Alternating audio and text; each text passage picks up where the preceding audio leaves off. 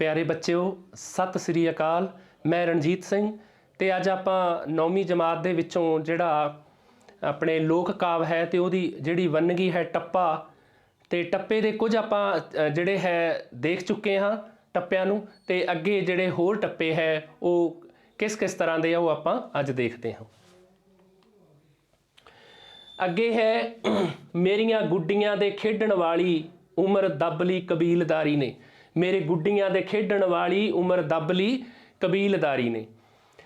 इत्थे जिहड़ी है एक मतलब कुड़ी दे एक जो मतलब की है विआही जा चुकी है, ठीक है, तो ਉਹਦੇ मन दे ਜਿਹੜੇ है अंदर भाव उठे है, मन दे वलवले है, ठीक है। वो कहती कि मेरी गुड्डियां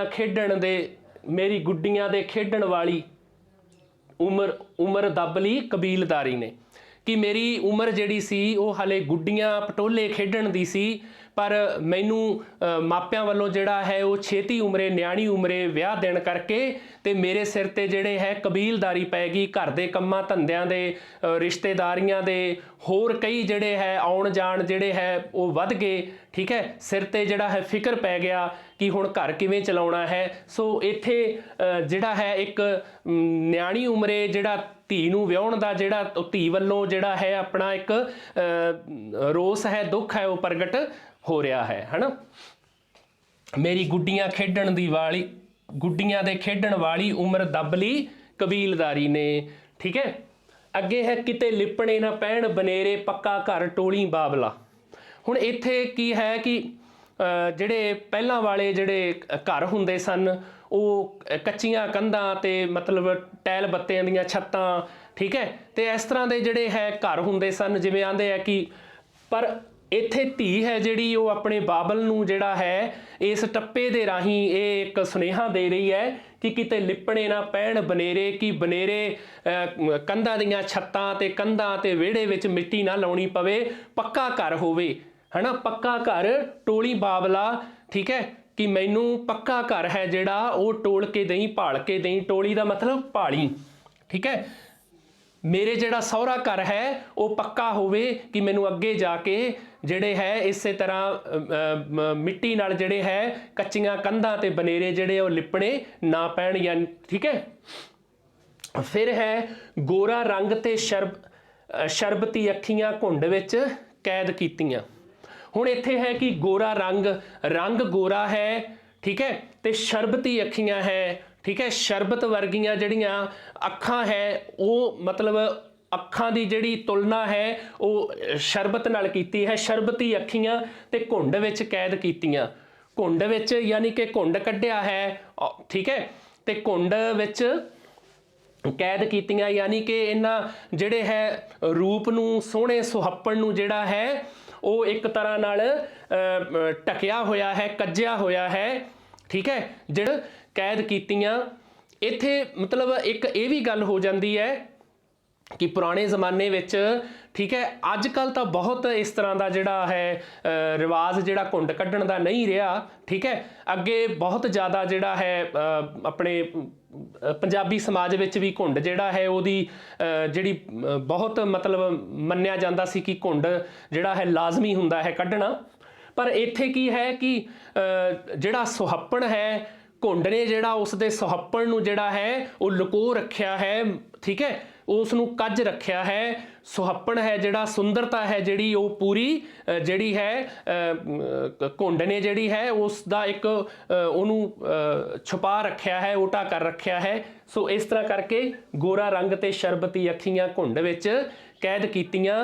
एक सुहप्पण है, सुंदरता है, ते उसनूं तो जिहड़ा है जिहड़ा है जाहिर करन दी जिहड़ी समाज वल्लों जिहड़ी एक अपने कहिए भी एक लकीर खिंची गई है, ते उस लकीर नूं जिहड़ा है वो मतलब नहीं टप सकती।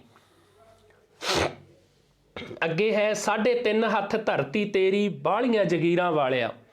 हुण 3.5 हत्थ धरती तेरी, ठीक है, इत्थे की है 3.5 हत्थ धरती तेरी बाहलियां जगीरां वालिया।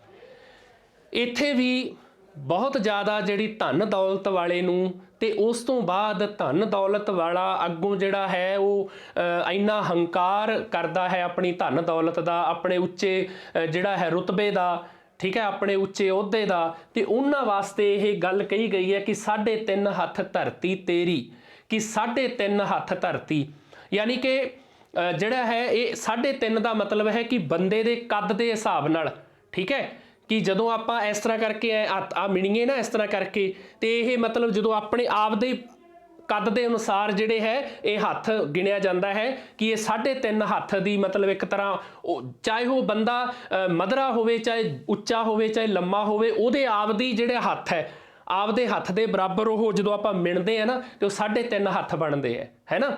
ਤੇ ਉਹ ਤਾਂ ਕਿਹਾ ਗਿਆ ਕਿ 3.5 ਹੱਥ ਧਰਤੀ ਤੇਰੀ, ਕਿਉਂ?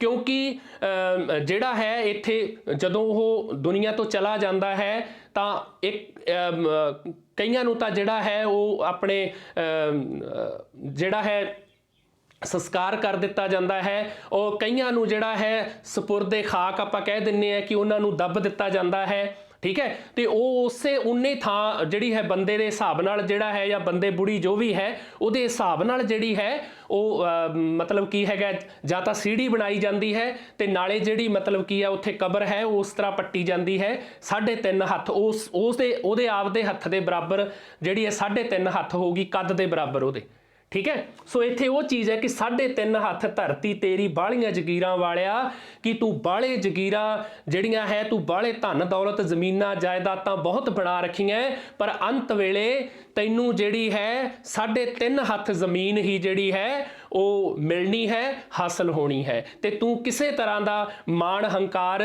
ਨਾ ਕਰ, ਠੀਕ ਹੈ। ਸੋ ਅੱਗੇ ਚੱਲਦੇ ਹਾਂ। ਐਵੇਂ ਮਾਣ ਨਾ ਕਰ ਬੰਦਿਆ ਦੁਨੀਆ ਚੌਂਕ ਦਿਨਾਂ ਦਾ ਮੇਲਾ। ਹੁਣ ਇੱਥੇ ਉਹ ਉਸੇ ਗੱਲ ਦੀ ਜਿਹੜੀ ਹੈ ਦੁਬਾਰਾ ਫਿਰ ਆ ਗਿਆ, ਉਹੀ ਭਾਵ ਆ ਗਏ ਜਿਹੜੇ, ਐਵੇਂ ਮਾਣ ਨਾ ਕਰ ਬੰਦਿਆ ਦੁਨੀਆ ਚੌਂਕ ਦਿਨਾਂ ਦਾ ਮੇਲਾ, ਕਿ ਦੁਨੀਆ ਹੈ ਜਿਹੜੀ ਉਹ 4 ਦਿਨਾਂ ਦਾ ਹੀ ਮੇਲਾ ਹੈ, ਠੀਕ ਹੈ। ਮਤਲਬ ਦੇਖੋ ਚਾਹੇ ਕੁਛ ਵੀ ਹੈ ਜਿਹੜਾ ਇੱਥੇ ਜੀਵ ਇਸ ਸੰਸਾਰ ਤੇ ਆ ਗਿਆ ਤੇ ਉਸ ਨੂੰ ਚਾਹੇ ਕਿੰਨੀ ਹੀ ਉਮਰ ਕਿਉਂ ਨਾ ਹੋਵੇ ਉਸ ਨੂੰ ਥੋੜੀ ਲੱਗਦੀ ਹੈ, ਥੋੜੀ ਹੁੰਦੀ ਹੈ, ਪ੍ਰਤੀਤ ਹੁੰਦੀ ਹੈ। ਐਵੇਂ ਮਾਣ ਨਾ ਕਰ ਬੰਦਿਆ ਦੁਨੀਆ ਚੌਂਕ ਦਿਨਾਂ ਦਾ ਮੇਲਾ, ਤੇ ਦੁਨੀਆ ਵਿੱਚ ਤੂੰ ਇਸ ਮੇਲੇ ਵਿੱਚ ਆਇਆ ਹੈ, ਇਹ ਦੁਨੀਆ ਦੇ ਮੇਲੇ ਵਿੱਚ ਆਇਆ ਹੈ ਤੇ ਇੱਥੋਂ ਆਖਰ ਨੂੰ ਤੈਨੂੰ ਜਾਣਾ ਪੈਣਾ ਹੈ। ਤੇ ਫਿਰ ਕਿਸ ਗੱਲ ਦਾ ਹੰਕਾਰ, ਠੀਕ ਹੈ, ਫਿਰ ਕਿਸ ਗੱਲ ਦਾ ਹੰਕਾਰ, ਕਿਸ ਗੱਲ ਦਾ ਤੂੰ ਮਤਲਬ ਇੰਨਾ ਜਿਹੜਾ ਹੈ ਦੂਸਰਾ ਲੋਕਾਂ ਨੂੰ ਤੂੰ ਆਪਦੇ ਤੋਂ ਛੋਟਾ ਸਮਝਦਾ ਹੈ, ਠੀਕ ਹੈ। ਉਹਨਾਂ ਨਾਲ ਤੂੰ ਨਿਮਰਤਾ ਨਾਲ ਪੇਸ਼ ਆਇਆ ਕਰ, ਉਹਨਾਂ ਨਾਲ ਤੂੰ ਹਲੀਮੀ ਨਾਲ ਪੇਸ਼ ਆਇਆ ਕਰ। ਚੌਂਕ ਦਿਨਾਂ ਦਾ ਬੇਟਾ 4 ਦਿਨਾਂ ਦਾ ਅਰਥ ਹੈ ਨਾ ਇਹਦਾ, ਚੌਂਕ 4। ਅੱਗੇ ਹੈ ਥਾਣੇਦਾਰ ਦੇ ਬਰੋਬਰ ਡਹਿੰਦੀ ਕੁਰਸੀ ਮੇਰੇ ਵੀਰ ਦੀ। ਹੁਣ ਇੱਥੇ ਇੱਕ ਭੈਣ ਵੱਲੋਂ ਆਪਣੇ ਵੀਰ ਦੀ ਜਿਹੜੀ ਹੈ ਉਹ ਸਿਫਤ ਕੀਤੀ ਜਾ ਰਹੀ ਹੈ ਕਿ ਜਿਵੇਂ ਥਾਣੇਦਾਰ ਦਾ ਥਾਣੇ 'ਚ ਜਿਹੜਾ ਹੈ ਉਸ ਦੇ ਮੁਲਾਜ਼ਮਾਂ ਤੋਂ ਰੁਤਬਾ ਹੁੰਦਾ ਹੈ, ਅੱਗੇ ਬਹੁਤ ਵੱਡਾ ਰੁਤਬਾ ਹੁੰਦਾ ਸੀ, ਅੱਜ ਜ਼ਮਾਨਾ ਹੋਰ ਹੈ। ਉਦੋਂ ਥਾਣੇਦਾਰ ਜਿਹੜਾ ਹੈ ਬਹੁਤ ਉੱਚਾ ਇੱਕ ਉਹਦਾ ਰੁਤਬਾ ਤੇ ਮਤਲਬ ਜਿਹੜਾ ਹੈ ਆਫਿਸਰ, ਜਿਹੜਾ ਆਪਾਂ ਅਫਸਰ ਕਿਹਾ ਜਾਂਦਾ ਸੀ ਉਹਨਾਂ ਨੂੰ, ਹਨਾ। ਥਾਣੇਦਾਰ ਦੇ ਬਰੋਬਰ ਡਹਿੰਦੀ ਕੁਰਸੀ ਮੇਰੇ ਵੀਰ ਦੀ, ਤੇ ਮੇਰੇ ਵੀਰ ਦੀ ਇੰਨੀ ਪੁੱਛ ਗਿੱਛ ਹੈ, ਇੱਕ ਭੈਣ ਵੱਲੋਂ ਇਹ ਕਹਿ ਰਹੀ ਹੈ ਕਿ ਉਹ ਥਾਣੇਦਾਰ ਦੇ ਬਰਾਬਰ ਕੁਰਸੀ ਢਾ ਕੇ ਬਹਿੰਦਾ ਹੈ। ਇੱਥੇ ਆਪਣੇ ਇੱਕ ਭੈਣ ਵੱਲੋਂ ਆਪਣੇ ਵੀਰ ਦੀ ਜਿਹੜੀ ਹੈ ਉਹ ਸਿਫਤ ਕੀਤੀ ਗਈ ਹੈ, ਹੈਨਾ।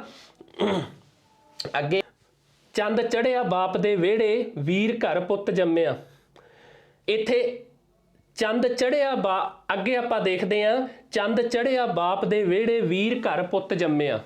ਇੱਥੇ ਹੁਣ ਇੱਕ ਭੈਣ ਹੈ ਜਿਹੜੀ ਉਹ ਆਪਣੇ ਵੀਰ ਦੇ ਘਰੇ, ਠੀਕ ਹੈ, ਪੁੱਤ ਜੰਮਣ ਤੇ ਖੁਸ਼ੀ ਮਹਿਸੂਸ ਕਰ ਰਹੀ ਹੈ, ਕਿਉਂਕਿ ਜਿਹੜਾ ਹੈ ਉਹ ਖੁਦ ਵੀ ਜਿਹੜੀ ਹੈ ਭੂਆ ਬਣ ਚੁੱਕੀ ਹੈ, ਠੀਕ ਹੈ। ਤੇ ਉਹਦੇ ਜਿਹੜਾ ਹੈ ਇੱਕ ਭਤੀਜਾ ਆ ਚੁੱਕਿਆ ਹੈ, ਤੇ ਉਹਦੇ ਬਾਪ ਦੇ ਜਿਹੜੇ ਘਰੇ ਵੀ ਜਿਹੜਾ ਮਤਲਬ ਉਹਦਾ ਦਾਦਾ ਬਣ ਚੁੱਕਿਆ ਹੈ, ਉਹਦੇ ਘਰੇ ਜਿਹੜਾ ਹੈ ਇੱਕ ਪੁੱਤ ਜੰਮਣ ਕਰਕੇ ਤੇ ਐਂ ਲੱਗਦਾ ਹੈ ਜਿਵੇਂ ਚੰਦ ਚੜ੍ਹ ਆਇਆ ਹੋਵੇ, ਹਨਾ। ਮੇਰੇ ਵੀਰ ਦੇ ਘਰੇ ਚੰਦ ਚੜ੍ਹ ਆਇਆ ਹੋਵੇ। ਸੋ ਇੱਥੇ ਭੈਣ ਵੱਲੋਂ ਵੀਰ ਦੇ ਘਰ ਪੁੱਤ ਜੰਮਣ ਦੀ ਖੁਸ਼ੀ ਜਿਹੜੀ ਹੈ ਉਸ ਦਾ ਪ੍ਰਗਟਾਵਾ ਕੀਤਾ ਗਿਆ ਹੈ।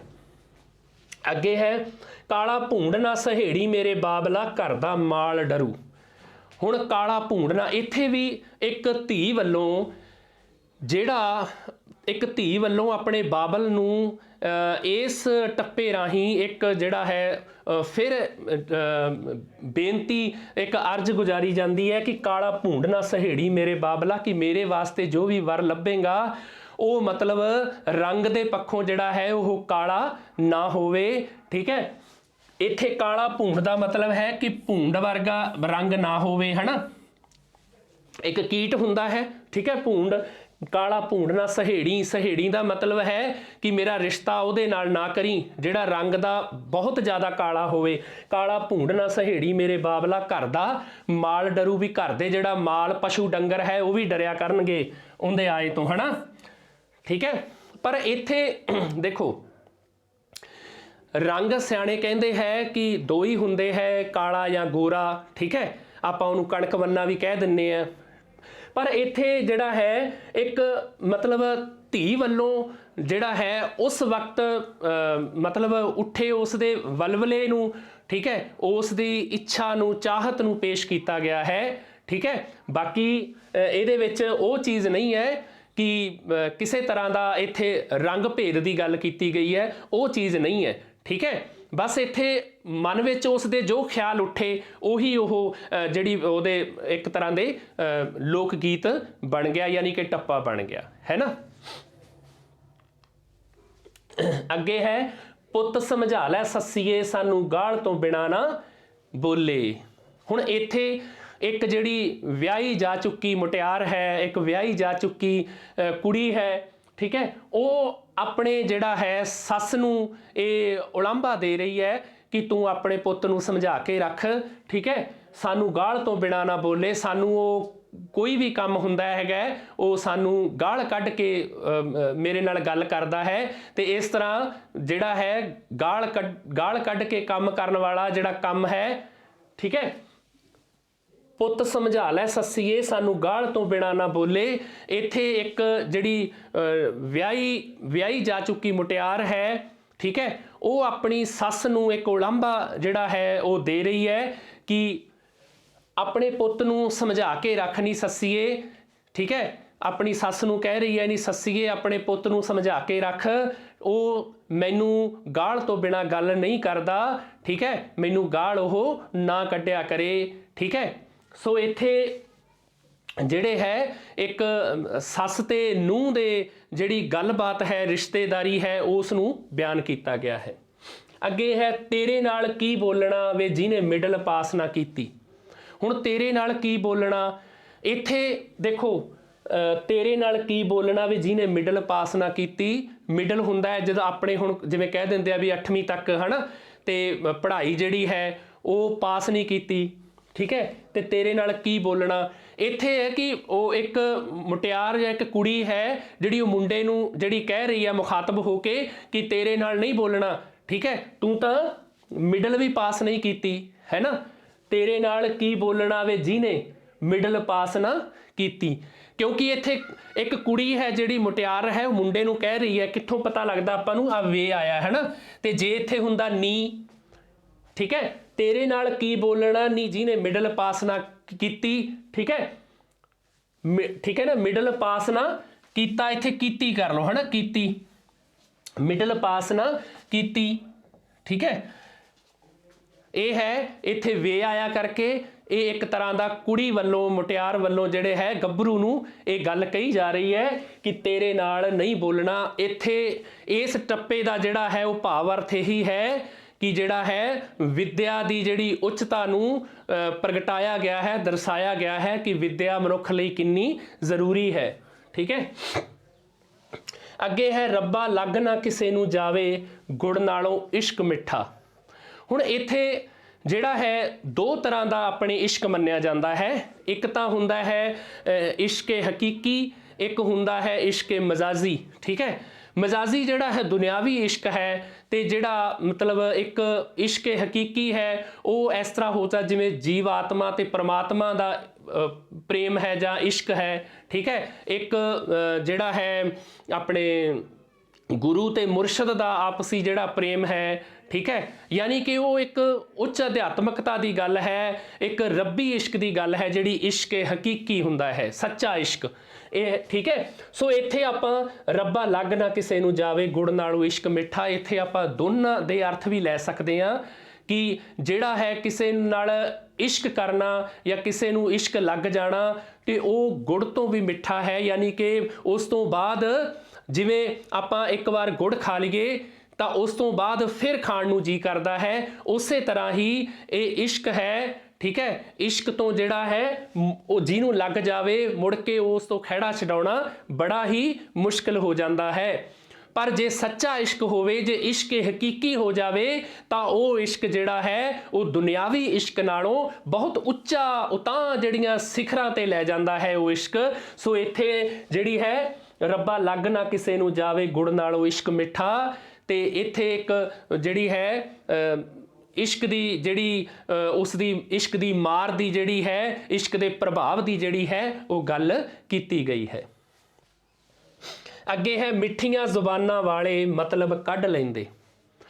हुण मतलब कढ़ना, किसी ने कम आपदा सार लैना, किसी ने किसी तरह भी किसी तो कम मतलब लैना है तो वह जिहड़ा है निमरता नाल, ठीक है, मिठत नाल जिहड़ा है कम लिया जा सकता है। मिठियां जुबानां वाले मतलब कढ़ लैंदे, जे आपां किसी नाल मिठा बोलांगे, जे आपां नूं किसी ताईं किसी तरह का भी कोई काम है, ठीक है, तो आपां उहदे नाल मिठत नाल गल करांगे, जे आपां जी आखांगे तो अगला भी जी आखूगा। सो इत्थे जिहड़ा है मिठियां ज़बानां वाले मतलब कढ़ लैंदे, इत्थे एक जिहड़ी है मिठत ते निमरता नूं जिहड़ा है धारण करन लई आख्या गया है। अगे है घर घर पुत जमदे, जिउणा मोड़ नहीं किसे बन जाना। इत्थे एक यानी कि लोक कथा का पात्र है जिउणा मोड़, ठीक है, जो डाकू वजों जानिया जांदा सी, पर यह मतलब अमीरां नूं जिहड़ा है या कुछ ऐसे जिहड़े माड़े लोग सन, ठीक है, उन्हां नूं लुट के ते गरीबां विच जिहड़ा है वंड दिता जांदा सी, जो भी वो मतलब धन दौलत जो भी हुंदा सी। तां ये एक तरह का जिहड़ा है जिउणा मोड़ है, वो एक तरह का जिहड़ा वैसे तो डाकू वजों जानिया जांदा है, पर फिर भी मतलब उहदे अंदर जिहड़ी है इंसानियत सी, उहदे अंदर इंसानियत जिहड़ी है उस जिउंदा सी, ठीक है, जिउंदी सी। तो घर घर पुत जमदे, जिउणा मोड़ नहीं किसे बन जाना, भी बहुत घरां च पुत्तां ने जन्म लिया पर जिउणे मोड़ वर्गा कोई भी नहीं हो सकता। इत्थे एक लोक पात्र नूं जिहड़ा है उसकी प्रशंसा की गई है, वड्याया गया है। अगे है जग्गा जम्मिया ते मिलन वधाइयां, वड्डा होके डाके मारदा। हुण इत्थे भी उही है, ये भी एक लोक पात्र है जग्गा जो डाकू सी, ठीक है, पर इत्थे भी की है कि वड्डा होके डाके मारदा, ये भी डाके जिहड़ा मारदा सी ओह जिहड़े है बहुत धनाड़ लोग सन, ठीक है, और जो जनता नूं लुट के ते अपनियां तजोरियां भरदे सन, उन्हां नूं ये लुट के ते अगों मतलब की है गरीबां विच वंड दिंदे सन। ते इस करके जग्गा जम्मिया ते मिलन वधाइयां, वड्डा होके डाके मारदा, ते वड्डा होके ओह डाके मारदा सी। पर इत्थे भी जिहड़ा है उस जिहड़ा है लोक पात्र है, एक लोक कथा का एक लोक पात्र है, उसकी जिहड़ी है शलाघा की गई है, उसकी उस्तत की गई है।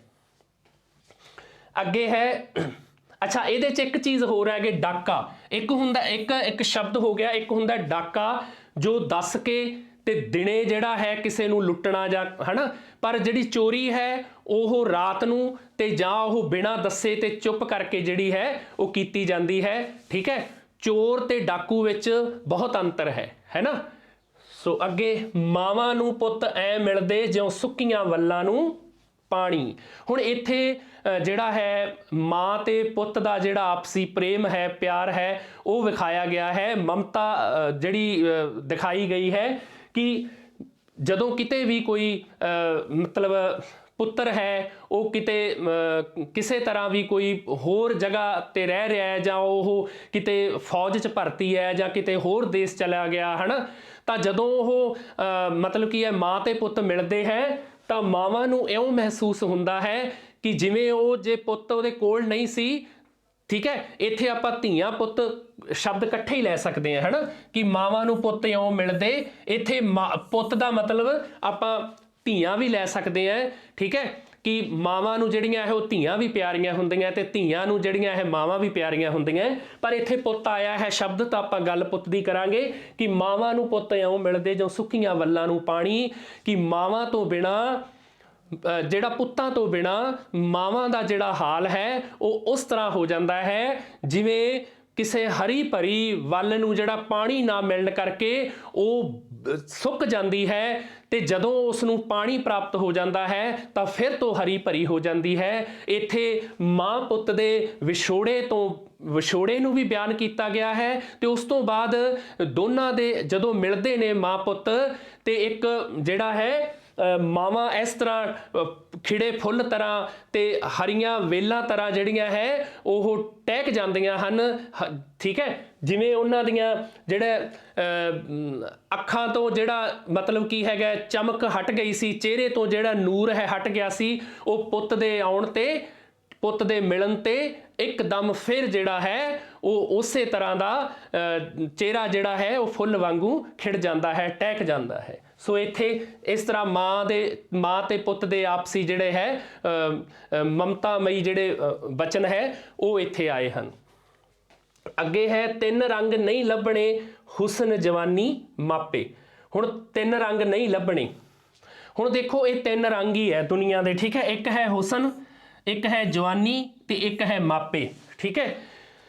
ਇੱਥੇ ਹੁਸਨ ਹੁੰਦਾ ਸੁੰਦਰਤਾ, ਸੁਹੱਪਣ, ਠੀਕ ਹੈ, ਸਰੀਰਕ ਪੱਖੋਂ ਵੀ ਤੇ ਮਾਨਸਿਕ ਪੱਖੋਂ ਵੀ, ਠੀਕ ਹੈ, ਅੰਦਰੋਂ ਵੀ ਹੁਸਨ, ਠੀਕ ਹੈ, ਕੋਈ ਬਹੁਤ ਸੁੰਦਰਤਾ ਮਿਲਣੀ ਜਿਹੜੀ ਹੈ, ਠੀਕ ਹੈ, ਉਹ ਵੀ ਮਤਲਬ ਕੀ ਹੈਗਾ ਇੱਕ ਰੱਬ ਵੱਲੋਂ ਦਿੱਤਾ ਰੰਗ ਹੈ, ਇੱਕ ਖੁਸ਼ੀ ਹੈ। ਫਿਰ ਜਵਾਨੀ ਹੈ, ਠੀਕ ਹੈ, ਜਵਾਨੀ ਇੱਕ ਜਿਹੜੀ ਅਵਸਥਾ ਹੈ ਜੀਵਨ ਦੀ ਉਹ ਬਹੁਤ ਹੀ ਜਿਹੜੀ ਹੈ ਇੱਕ ਤਰ੍ਹਾਂ ਦੀ ਆਪਾਂ ਕਹਿ ਦਈਏ ਕਿ ਅਮੀਰ ਅਵਸਥਾ ਵਜੋਂ ਜਾਣੀ ਜਾਂਦੀ ਹੈ, ਠੀਕ ਹੈ। ਬਚਪਨ ਹੈ, ਬਚਪਨ ਵਿੱਚ ਉਹਨਾਂ ਮਤਲਬ ਸਾਂਭ ਸੰਭਾਲ ਨਹੀਂ ਹੋ ਸਕਦੀ, ਮਾਂ ਪਿਓ ਸੰਭਾਲਦਾ ਹੈ, ਠੀਕ ਹੈ, ਤੇ ਬਚਪਨ ਵੀ ਮਤਲਬ ਕੀ ਹੈਗਾ ਆਪਣਾ ਜਿਹੜਾ ਹੈ ਉਨਾ ਪ੍ਰਭਾਵ ਨਹੀਂ ਛੱਡ ਸਕਦਾ। ਤੇ ਬੁਢਾਪਾ ਵੀ ਇਸ ਤਰ੍ਹਾਂ ਹੈ, ਬੁਢਾਪਾ ਵੀ ਫਿਰ ਕਿਸੇ ਦੇ ਆਸਰੇ ਹੋ ਜਾਂਦਾ ਹੈ, ਆਪਣੇ ਆਪ ਸਰੀਰ ਹੈ ਜਿਹੜਾ ਉਹ ਹੱਡ ਪੈਰ ਹੈ ਜਿਹੜੇ ਉਹ ਕੰਮ ਕਰਨੋਂ ਬੰਦ ਕਰ ਦਿੰਦੇ ਨੇ, ਹੈ ਨਾ। ਪਰ ਜਵਾਨੀ ਜਿਹੜੀ ਐਸੀ ਹੈ, ਕਹਿੰਦੇ ਨੇ ਕਿ ਜਵਾਨੀ ਵਿੱਚ ਬੰਦਾ ਜਿਹੜਾ ਹੈ ਉਹ ਪਹਾੜਾਂ ਨੂੰ ਵੀ ਧੱਕ ਕੇ ਲੈ ਜਾਂਦਾ ਹੈ।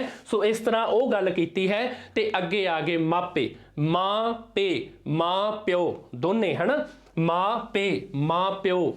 ਇੱਥੇ ਮਾਂ ਪਿਓ ਹੈ ਦੋਨੇ, ਠੀਕ ਹੈ, ਤੇ ਹੁਸਨ ਜਵਾਨੀ ਮਾਪੇ, ਯਾਨੀ ਨਾ ਤਾਂ ਹੁਸਨ ਲੱਭਣਾ ਜੇ ਜਾਂਦਾ ਰਿਹਾ, ਤੇ ਜੇ ਜਵਾਨੀ ਜਾਂਦੀ ਰਹੀ ਤੇ ਜਵਾਨੀ ਵੀ ਨਹੀਂ ਲੱਭਣੀ, ਮੁੜ ਕੇ ਵਾਪਸ ਨਹੀਂ ਆਉਣੀ ਜਵਾਨੀ, ਤੇ ਜੇ ਮਾਪੇ ਚਲੇ ਗਏ ਤੇ ਮਾਪਿਆਂ ਨੇ ਵੀ ਵਾਪਸ ਨਹੀਂ ਆਉਣਾ। ਇਹ ਤਿੰਨ ਰੰਗ ਜਿਹੜੇ ਪ੍ਰਮਾਤਮਾ ਵੱਲੋਂ ਰੱਬ ਵੱਲੋਂ ਬਖਸ਼ੇ ਨੇ ਉਹ ਬਹੁਤ ਹੀ ਅਣਮੁੱਲੇ ਨੇ, ਇਹਨਾਂ ਦਾ ਕੋਈ ਮੁੱਲ ਨਹੀਂ। ਤਿੰਨ ਰੰਗ ਨਹੀਂ ਲੱਭਣੇ ਇੱਥੇ, ਯਾਨੀ ਕਿ ਇੱਕ ਤਰ੍ਹਾਂ ਦੀ ਲੋਕ ਜਿਹੜੀ ਹੈ ਸਿਆਣਪ ਹੈ ਜਾਂ ਲੋਕ ਸੱਚਾਈ ਹੈ, ਠੀਕ ਹੈ, ਉਸ ਨੂੰ ਬਿਆਨ ਕੀਤਾ ਗਿਆ ਹੈ, ਠੀਕ ਹੈ।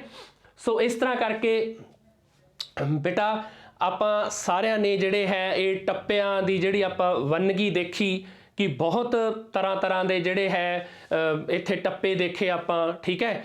ਕੋਈ ਮਤਲਬ ਰੁੱਤਾਂ ਨਾਲ ਸੰਬੰਧਿਤ ਹੈ, ਕੋਈ ਆਪਣੇ ਕਾਰਾਂ ਵਿਹਾਰਾਂ ਨਾਲ ਸੰਬੰਧਿਤ ਹੈ, ਠੀਕ ਹੈ, ਕੋਈ ਆਪਣੇ ਜਿਹੜੇ ਹੈ ਵਾਤਾਵਰਣ ਨਾਲ ਸੰਬੰਧਿਤ ਹੈ, ਠੀਕ ਹੈ, ਕੋਈ ਰਿਸ਼ਤਿਆਂ ਨਾਤਿਆਂ ਨਾਲ ਸੰਬੰਧਿਤ ਹੈ, ਠੀਕ ਹੈ, ਕੋਈ ਆਪਣੇ ਜਿਹੜਾ ਹੈ ਜੰਗਾਂ ਯੁੱਧਾਂ ਨਾਲ ਸੰਬੰਧਿਤ ਹੈ। ਸੋ ਇਸ ਤਰ੍ਹਾਂ ਕਰਕੇ ਅੱਗੇ ਆਪਾਂ ਜਿਹੜਾ ਹੈ ਆਉਣ ਵਾਲੀ ਅਗਲੀ ਵੀਡੀਓ ਵਿੱਚ ਜਿਹੜਾ ਹੈ ਕੁਝ ਹੋਰ ਟੱਪੇ ਹੈ ਜਿਹੜੇ ਉਹ ਵੀ ਆਪਾਂ ਦੇਖਾਂਗੇ। ਤੇ ਆਪ ਸਭ ਪਿਆਰੇ ਬੱਚਿਆਂ ਦਾ ਬਹੁਤ ਬਹੁਤ ਧੰਨਵਾਦ। ਸਤਿ ਸ੍ਰੀ ਅਕਾਲ।